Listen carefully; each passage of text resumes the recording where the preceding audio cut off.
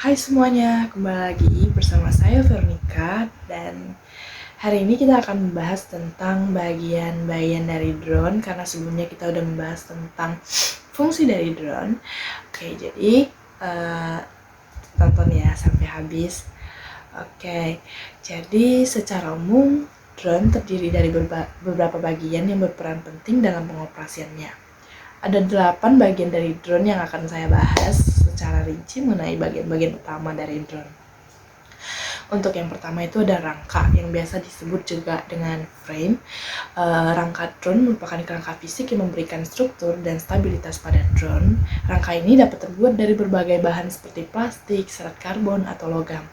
Umumnya, rangka drone memiliki desain yang ringan dan kuat untuk mengoptimalkan kinerja penerbangan. Yang kedua itu ada motor. Drone dilengkapi dengan 4 atau lebih motor listrik yang dipasang pada rangka. Motor ini menggunakan drone untuk menghasilkan daya dorong dan menerbangkan dirinya di udara. Setiap motor terhubung dengan sebuah baling-baling atau disebut propeller yang berfungsi untuk menghasilkan gaya angkat. Nah, untuk yang ketiga itu ada baling-baling atau propeller. Nah, untuk baling-balingnya sendiri itu merupakan komponen yang dipasang pada ujung motor. Mereka berputar dengan kecepatan tinggi untuk menghasilkan gaya angkat yang memungkinkan drone terbang. Baling-baling biasanya terbuat dari bahan yang ringan dan tahan terhadap tekanan udara. Untuk yang keempat itu ada sistem kendali penerbangan atau flight control system.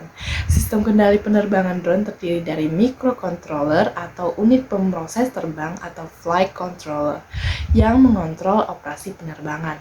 Flight controller menerima input dari sensor seperti gyro, akselerometer, dan kompas magnetik untuk memantau orientasi dan posisi drone di udara. Sistem ini juga mengendalikan motor dan baling-baling untuk menjaga keseimbangan dan stabilisasi penerbangan. Yang kelima ada sensor.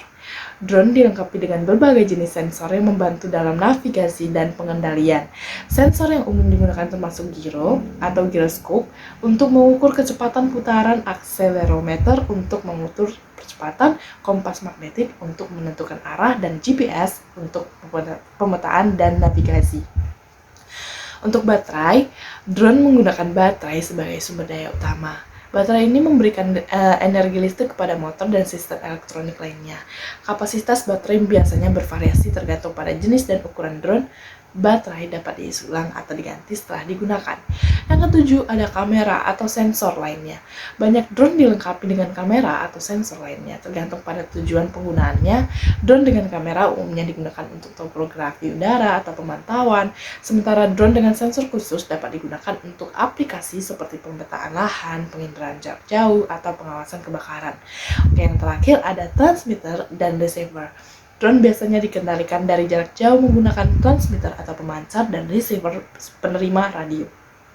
Transmitter adalah perangkat yang dipegang oleh pengendali drone, sedangkan receiver terhubung dengan flight controller pada drone itu sendiri.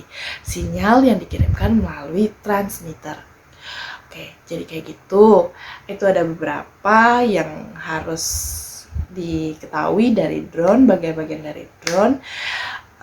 Sekiranya ada yang salah dari perkataan saya minta maaf dan saya cuma bisa mengajar sampai sini. Ada yang mau tanya, bisa bertanya di bawah kolom komentar ya. Kalau misalnya saya kecepatan, saya minta maaf. Dan sekiranya kurang lebihnya saya mohon maaf. Terima kasih dan sampai jumpa.